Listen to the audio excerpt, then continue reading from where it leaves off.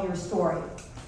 The stories that we were hearing here, and I was sitting here listening to, were profound and traumatic and also really powerful, but they are also not the stories that we are hearing in the media. They are also not the stories that we are hearing on the news. They are not the stories that we're hearing in the workplace. It is really, really hard to tell your story. And the reason that it's so hard to tell your story is because it feels like you're alone, that you're the only one who can tell that story. And that when you tell it, it makes you feel lonelier because you're the only one speaking and you're not sure people will understand you. And I think that doing the work that I've done, I really realized that that's actually not true due to organizations like Stand With Them Asian Americans, is that there's a whole wealth of people who want to help.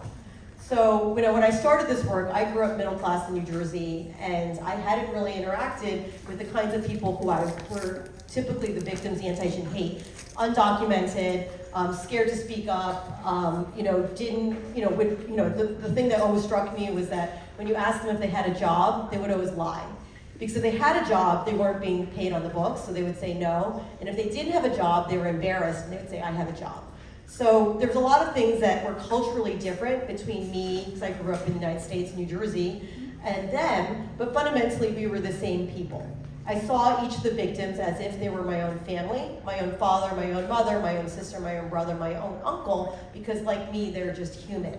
And I think they saw that too. So even though our work was pro bono, they would try to pay me, even though I'm not allowed to be paid ethically as a lawyer. I've been offered many bags of rice.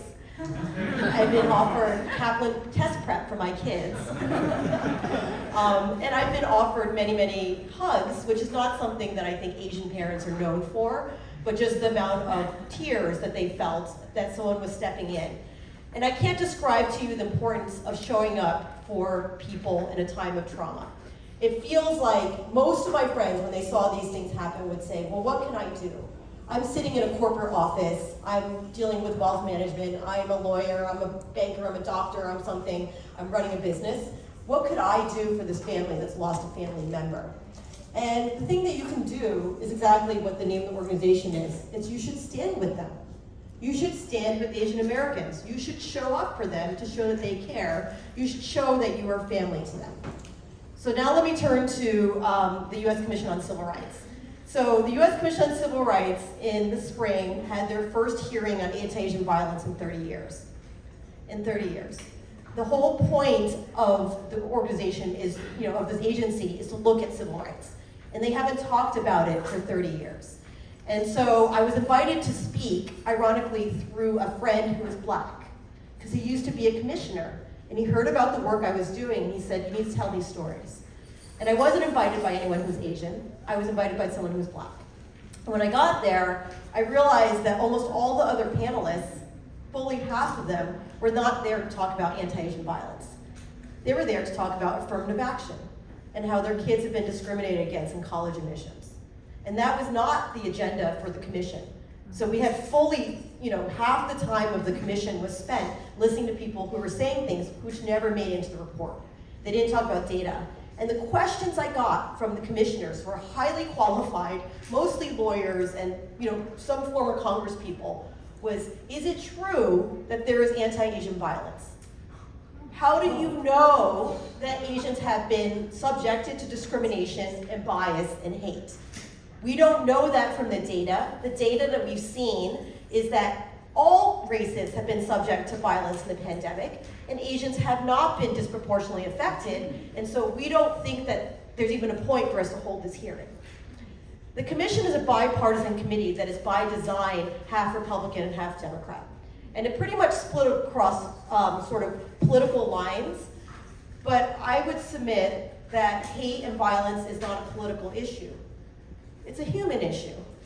We should all want for the safety of the people in our community, whether we are Asian or not. And part of what's going on is that people are so in the data that they are not listening to the stories. Right? So before I spoke on the commission, and you can hear it on C-SPAN if you choose to watch it, but everybody who spoke before me just gave data.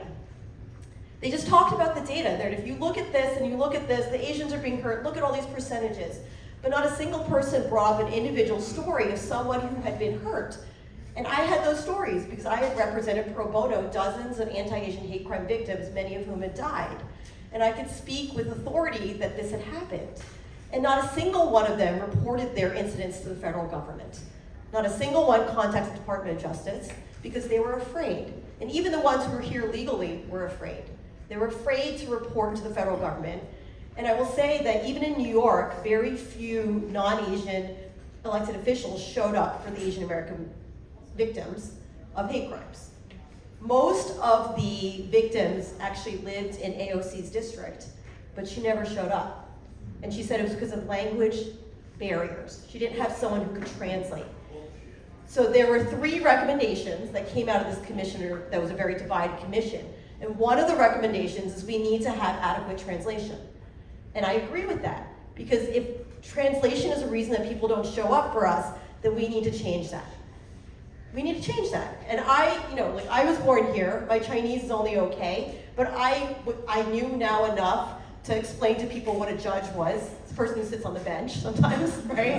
Not Fong One, right? And I knew enough to say what a grand jury was, which was, they would be like, it's the big jury. It was like, not so big, it's the one that comes before the real jury, right? My sort of broken Chinese, I would say, was good enough to translate enough in DA's offices, in front of the judge, in front of the jury. So for those of you who don't know what you might do, if you do speak any Asian language, you can help. You can help. And you may not think your language skills are good enough, but even if you live in a district where your congressperson is not Asian, you can go to them and you can say, I'm here to help, and what are you doing for the Asian community? So one of the things that happened when I was working on these cases is that there was a district attorney election. And many of you know that district attorneys are elected in each borough. It is Alvin Bragg for Manhattan, for example, is Melinda Katz for Queens. And these races are swung by about 100 votes each time. The people in this room could decide who's the district attorney. And yet, in all of these offices, I only ever encountered, in all of these cases, across Westchester and the Bronx, 2 Asian people ever in the district attorney. 2 ever. Manhattan was really lucky because they had Hannah Yu, who's the chief of the hate crimes unit, and she was Korean, and so she was overwhelmingly solicitous and made sure there were translators. But I walked into Queens, where there's a large Asian population, and we were with the family of the widow of the duck sauce killer, if you guys remember. Yeah. Forest Hills, there was a man on a scooter who was shot, and eventually his accused killer committed suicide, Glenn Hirsch. And so we were going to the district attorney's office, and we were going to talk about, the district attorney was going to tell us that Glenn Hirsch had committed suicide. And she had told me, but we were going to find out for the first time. And we go there, and they say they're going to have a translator. And when we get there, the translator is a police officer who speaks Cantonese, but does not speak Mandarin. And she said he speaks Chinese, so he's going to translate what happened. This is a really important moment in the widow's life, because the accused killer is dominant in her life and is scaring her, and she's scared. And that moment was sort of destroyed by the fact that there was no translator, and I was the translator. And then immediately after telling her that the accused killer had died, the assistant district attorney, who was a white woman, said, well, you must feel a lot better now, because you don't have anything to be scared of. And my client, the widow, just started sobbing, because she had just lost her whole life. She's an undocumented immigrant whose husband provided for everything, small business owner. And the government, in my view, failed her in that moment. They did not give her justice, even though there was no criminal case, because there was no understanding, there was no compassion, and she did not feel like the government was there for her. And I took her home, and I talked to her kids, and she offered me a bag of rice, as she always does, and then she offered me Ferrero Rocher. I don't know why we love Ferrero Rocher so much, but we love Ferrero Rocher.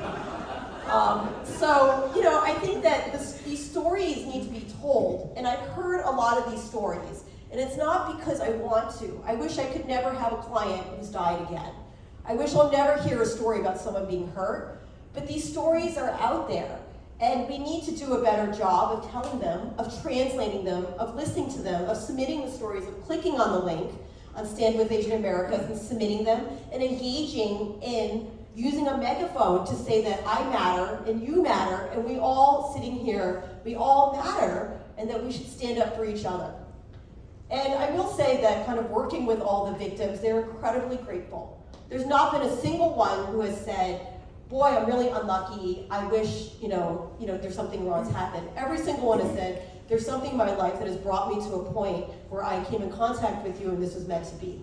Every single one has said that in the end, and I don't know if it's because they're good at letting go or this is what they have to do, but you see love more than you see hate when you work with the victims. And when you only focus on the intent of the killer or the intent of the attacker or the intent of the perpetrator, you only think about hate. Why do they hate us so much? But when you work with the victims, all you feel is love, that they're so grateful that a stranger showed up for them and is willing to listen to their story and just be there with them, even if not everything they say makes sense or feels good or is the right thing to do. So immediately after the widow of the Duck's House killer, after she fed me the Ferrero Rocher, her next question was, how do I get my kids into private school? And I tell that not because I think it diminishes in any way, but because it shows we're all the same. I'm a mother of 3 children, and that's not the first time I've been asked that question. And so even in a moment where she had just lost her husband, and she had just found out that the killer had killed himself, and that she didn't know what she was gonna do next and how she was gonna keep herself afloat, right? We ended up helping her with her business, and we provided services, and we're still working with her now. Even in that moment, her first thought was, how do I save my children's life? And she said, can you talk to my high school kids about what happened and what you do as a lawyer? And then for my 2-year-old, can you tell me what it means to go to private school? Because if I get some money, I want to send her to private school. And that was really powerful, that she wasn't living for her, but that she was living for her kids. But that's no different than all of you being here and showing up and living for other people. That's no different than love that a mother feels for their kid and the love that you feel for people in your community. And so the other 2 recommendations, other than having translation, the commission came up with was one, prosecutors have to take hate crimes seriously, and especially anti-Asian hate crimes. That seems like a really fundamental point, but it took a commission of 12 people and a hearing and a probably 300-page report to come to that conclusion.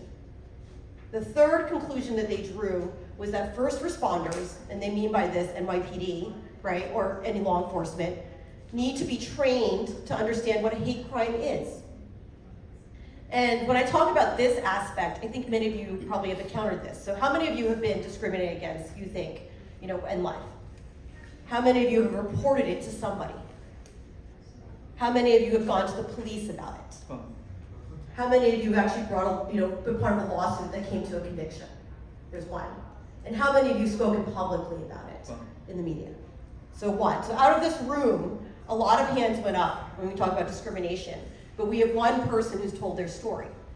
And so if you look at the media stories about anti-Asian hate crime victims in New York, many of those stories are stories that I have enabled.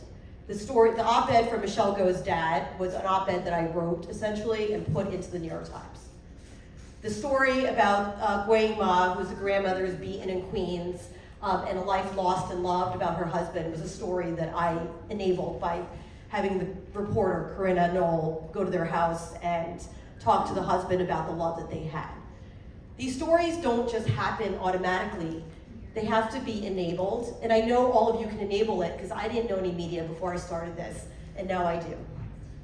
Now I do, 3 years later, not even, right? Not even. And the way in which, maybe I should go back to how I got started in this, the way in which I got connected to all of this is because I was involved in local politics. I knew elected officials not because I ran, but because I supported them.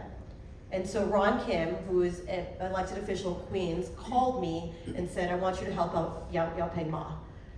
And other elected officials, Grace Meng and others, called me and they said, I want you to do this. It's strange to me that they didn't have anyone else to call, because at some level, it seemed like they would probably know a bunch of better lawyers than me to help. But fundamentally, they thought it was important to have someone who was Asian to show up for victims who were Asian. And so for each of you who thinks that you play a small part, I think you all play a really big part because you've shown up here. You're each your own superhero because you're here, and I truly believe that. And if it took a commission to come up with 3 very basic points, we need translation. Anti-Asian hate is real, and also NYPD should be trained to know what a hate crime is. We can do better. We can do better. We need to show up for our elections. We need to show up for our district attorney elections. We need to show up for our mayor elections. I was on a Zoom with Alvin Bragg before he got elected, and he said, I'm a son of Harlem. And I said, that's great. I was like, are you also a son of Chinatown? Because that's where your office is gonna be. And that was a question he wasn't expecting, because I was the only Asian person on the Zoom, the entrance fee to which was $5 contribution.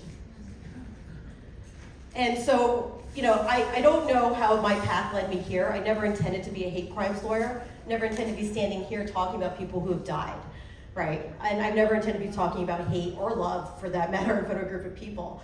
But I do think it's important that we show up for each other, whether it's through civic politics or in rooms like this, or just by clicking on the link, share my story, or by just talking to one another. And what I have to say is that if you do that, you will feel the love, and it is way more powerful than the hate. And that even having done all this work, people are like, how do you do it? You must be so depressed. I'm like, you know, when you look someone in the eye in the worst moment of their life, and you know that they feel better because you're there, you can't help but feel that this is a moment that is bigger than you. It is more important than anything you might do individually, but it is a moment of just saying we as humans are connected, and we're here to show each other support, love, and of course, stand with Asian Americans. Thank you.